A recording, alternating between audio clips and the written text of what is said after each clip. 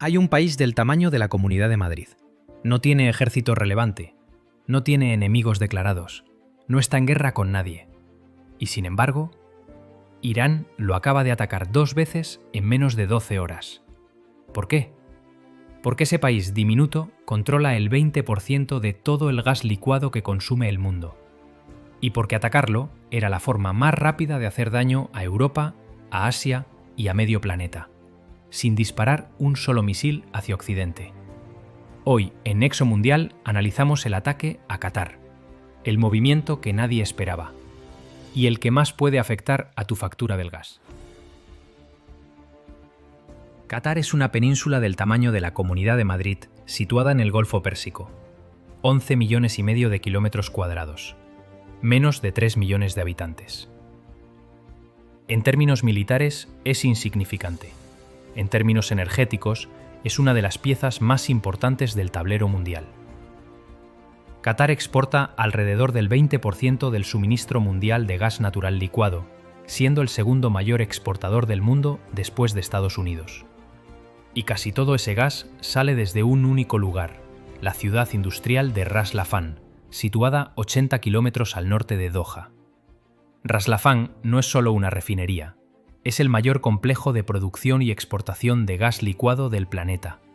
Una ciudad industrial entera construida alrededor de una única misión: convertir el gas del subsuelo en energía que mueve el mundo. Además de gas natural licuado, el complejo produce fertilizantes como urea, amoníaco y azufre, y también helio, del cual este centro suministra alrededor del 25% de la producción mundial. 25% del helio mundial, 20% del gas licuado global, todo saliendo del mismo punto en el mapa, un punto que ahora está en llamas. Para entender por qué Irán atacó Qatar, hay que entender lo que ocurrió horas antes. Israel bombardeó South Pars, el mayor yacimiento de gas natural del mundo ubicado en la costa sur de Irán. South Pars abastece cerca del 70% del gas natural doméstico de Irán. Según Teherán, algunas partes del yacimiento se incendiaron. Para Irán fue un golpe devastador. Y respondió de la única forma que conoce, atacando lo que más duele al enemigo. En menos de 12 horas, misiles iraníes impactaron 2 veces la ciudad industrial de Ras Laffan en Qatar, causando daños considerables en este importante centro energético.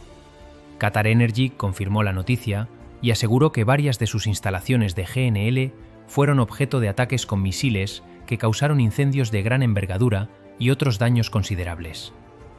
Pero hay un detalle que lo cambia todo. Qatar no estaba en guerra con Irán.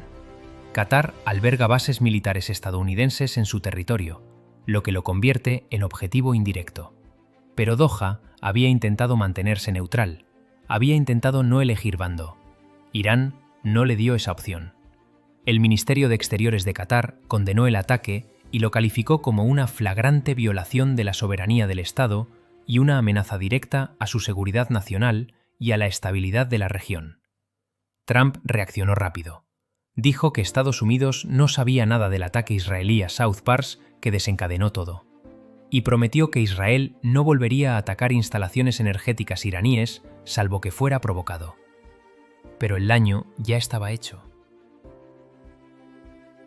La pregunta más importante no es quién atacó a quién, es cuánto daño real se causó y cuánto tiempo tardará en repararse.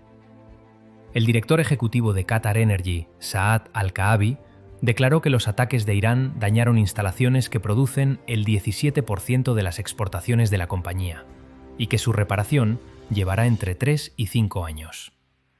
3 a 5 años, no semanas, no meses, años. Qatar Energy podría tener que declarar fuerza mayor en contratos a largo plazo de hasta 5 años para el suministro de gas licuado destinado a Italia, Bélgica, Corea del Sur y China debido a los daños. La reconstrucción de la infraestructura dañada costará alrededor de $26.000 millones. ¡26.000 millones! 3 a 5 años de reparaciones y un 17% de la capacidad de exportación catarí eliminada de un plumazo. Italia, Bélgica, Corea del Sur, China. países que dependen directamente del gas de Qatar para calentar hogares, mover fábricas y generar electricidad. Europa lleva años intentando diversificar sus fuentes de energía después de depender demasiado del gas ruso. Qatar era una de las alternativas. Una fuente estable, relativamente segura y con contratos a largo plazo. Ahora esa alternativa está dañada durante años. Algunos países del sur de Asia, como Pakistán, Bangladesh e India, son los más afectados, ya que dependen de Qatar para más de la mitad de su suministro de gas licuado. Pakistán y Bangladesh importan alrededor del 99% y el 70% de su gas licuado de Qatar, respectivamente. Pero Europa no se queda atrás. Alemania, Francia, España, Italia y Bélgica tienen contratos directos con Qatar Energy. Esos contratos acaban de entrar en zona de riesgo. Los analistas advierten que los daños en Ras Laffan podrían provocar una escasez mundial de gas de larga duración. Y cuando el gas escasea a nivel global, el precio sube. Cuando el precio sube en los mercados internacionales, sube también en tu factura. En la calefacción, en la electricidad, en el precio de los productos que se fabrican usando energía. La guerra está en el Golfo Pérsico, pero sus consecuencias están llamando a tu puerta. ¿Qué puede pasar a partir de ahora? Hay 3 escenarios posibles. El primero es la desescalada rápida. Trump presiona a Israel para que no vuelva a atacar instalaciones energéticas iraníes. Irán acepta una negociación. El estrecho de Hormuz se reabre en semanas. El daño a Ras Laffan se contiene. Los precios del gas suben, pero no disparan. Es el escenario que los mercados esperan, y el menos probable dado lo que está ocurriendo sobre el terreno. El segundo escenario es la escalada energética. Irán sigue atacando infraestructuras del Golfo. Arabia Saudita, Kuwait y los Emiratos reducen su producción por miedo. El petróleo supera los $180 por barril. El gas alcanza niveles históricos. Europa entra en una crisis energética comparable a la del invierno de 2022, pero más grave y más larga. El tercer escenario es el más probable según los analistas. Un conflicto prolongado de baja intensidad. Ni paz ni guerra total. Ataques puntuales, negociaciones intermitentes, precios del petróleo y el gas elevados durante meses. La economía global se adapta con dificultad. Los ciudadanos pagan más. Los gobiernos subsidian lo que pueden. Y el mundo aprende a vivir con la inestabilidad como nueva normalidad. Qatar tiene 11,5 millones de kilómetros cuadrados, menos que muchas provincias españolas.